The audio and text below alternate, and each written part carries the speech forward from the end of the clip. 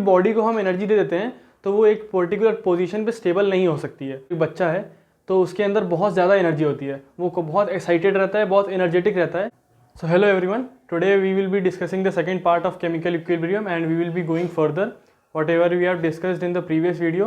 We will be moving ahead with the ahead topics, and this is which we are discussing here is delta G, concept of Gibbs free energy, and which is very much related to chapter of thermodynamics, and I will be briefing you how the delta G is concerned with thermodynamics and the relation of it in equilibrium. So let's start. जैसे कि we all have seen, मतलब हम लोग ने देखा है equilibrium chapter में, जो कि बहुत एक इंपॉर्टेंट रोल होता है डायनेमिक इक्विलिब्रियम का, कि उसमें रहता है कि डुअल साइड्स रिएक्शन होती हैं। तो उसके लिए मैं आपको समझाना चाहूँगा कि जो डुअल रिएक्शन इसीलिए पॉसिबल हो पाती है, जो डबल हेडेड एरोज होते हैं, क्योंकि वो ये सिग्निफाई करते हैं कि रिएक्टेंट प्रोडक्ट्स भी बन रहे हैं और प्रोडक्ट्स रिएक्टेंट भी बन रहे हैं at the same point of time. This is only known as dynamic equilibrium. ये सब मैंने फर्स्ट वीडियो में चेक कर चुके हैं। अगर आपने वो वीडियो नहीं देखी है तो please see in the I card. And moving further मैं आपको बताना चाहूँगा कि देखिए, जो डेल्टा जी होता है वो एक रिएक्शन की स्पॉन्टेनिटी को डिसाइड करता है। तो हमको उसके लिए कंसर्न रहना चाहिए। और एक फ्री एनर्जी का कॉन्सेप्ट होता है डेल्टा एस का, जो आके आपने थर्मोडायनेमिक्स में हम लोग आगे देखेंगे। तो वो उसको बोलते हैं फ्री एनर्जी। अगर एकदम ब्रीफली मैं आपको एक्सप्लेन करूँ तो उसका मतलब होता है रैंडमनेस, कितने एक पार्टिकल के अंदर रैंडमनेस है। तो अगर हर बॉडी चाहती है कि वो अपने पूरे सिस्टम का एनर्जी, पोटेंशियल एनर्जी रिड्यूस कर सके ताकि वो एक स्टेबल फॉर्म में रह सके, क्योंकि आप सब ने जानता है कि जैसे कि अगर एक एग्जांपल लेते हैं, कोई एक बच्चा है तो उसके अंदर बहुत ज़्यादा एनर्जी होती है, वो बहुत एक्साइटेड रहता है, बहुत एनर्जेटिक रहता है। तो आपने ये ऑब्जर्व किया होगा कि मोस्ट ऑफ द बच्चे जो होते हैं वो एक जगह पे स्टेबल नहीं होते हैं, एक जगह पे स्थिर नहीं होते हैं, जस्ट बिकॉज क्योंकि अगर किसी भी बॉडी को हम एनर्जी दे देते हैं तो वो एक पर्टिकुलर पोजीशन पे स्टेबल नहीं हो सकती है। ये केमिस्ट्री का और यूनिवर्स का लॉ है। तो इसी के लिए आगे बढ़ते हुए मैं आपको समझाना चाहूँगा कि अगर कोई भी रिएक्शन डायनेमिक इक्विलिब्रियम को फॉलो कर रही है और वो दोनों डायरेक्शंस में जा रही है, तो इसका सिंपल सा मतलब ये है कि वो अपने सिस्टम को, फ्री एनर्जी को रिड्यूस करना चाहती है। और अगर वो इक्विलिब्रियम पे उस एनर्जी को रिड्यूस नहीं कर पा रही होगी एट टू द मिनिमम, तो वो दूसरे स्टेट को फाइंड करेगी। तो इसके लिए मूविंग फॉरवर्ड मैं आपको एक रिएक्शन दिखाना चाहूँगा, डेल्टा जी, एक equation delta G not delta G plus R T ln Q. तो दिस इज क्यू सी के बारे में जिसमें हमने लास्ट टाइम में डिस्कस किया था। क्यू सी होता है reaction quotient, the ratio of product upon reactant at a particular general time. So if we will consider this at T equals to T equilibrium, so we will find that delta G equals to 0 and QC changes to KC. So we will be seeing that QC changes to KC, and this is the general rule Gibbs free energy follows. So the reaction turns out to be 0 equals to delta G naught plus RT ln Kc. Delta G naught equals to minus RT ln Kc. If we have to evaluate the value of Kc, we have to take the antilog of the equation. So Kc would be minus delta G naught upon RT.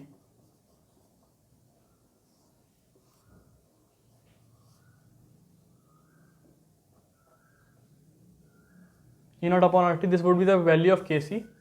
And we can also discuss about the graphs of this, considering about basically the graphs which are considered with this, the equations followed which we have discussed earlier, and the reactions which, the graphs which are different for endothermic as well as exothermic reactions, and the slope which are different for theirs. We will also know that why they are different. So moving forward, we all know that there is an equation in thermodynamics that delta G naught equals to delta H naught minus T delta S. This is the temperature, this is the delta H entropy, and this is delta H, the energy which is considered with the reaction. So moving forward, we consider this will be the first equation which we will be considering, and if we keep this equation and combining these two equations, we will get that delta G naught would be minus RT ln Kc, which will be equals to delta H naught minus T delta S. So if we divide the whole equation by RT, we will be left over with ln Kc equals to delta H naught upon RT with a minus sign plus delta S upon R. So this would be the R, y equal to mx type of equation which we consider in the straight lines. This is our y and this is the slope into x, and this is the constant term which we will be considering. So the slope will be dependent on m part and this will be dependent on delta h part of thing. So the minus and delta h would decide that if it is having a positive slope or it is having a negative slope. So that we will be having ln kq over here, ln kc, and here we will be having, graph would be somewhat like this. Seeing that this graph is of endothermic reaction.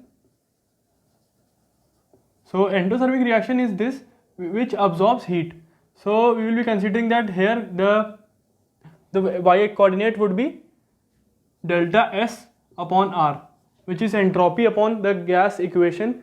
This R is the constant. We have seen endothermic and we will be further moving to exothermic reaction graph. So here it is 1 by T, here it is ln Kc on the y-axis, and we will be seeing that in this case that it would be a positive slope graph.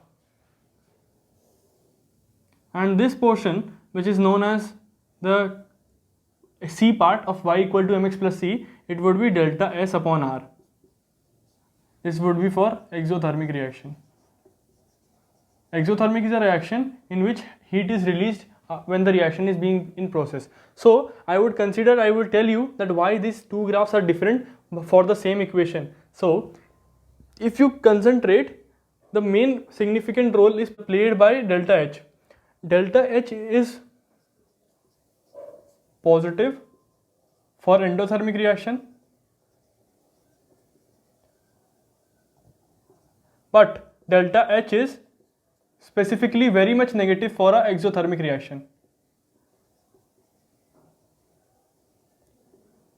So if it is a positive and if we put in this equation, the whole equation would be and the slope would be negative. So we observe a negative slope graph in case of endothermic reaction, but in case of exothermic, if we consider that delta which would be negative and negative would become positive, we will be getting a positive slope graph.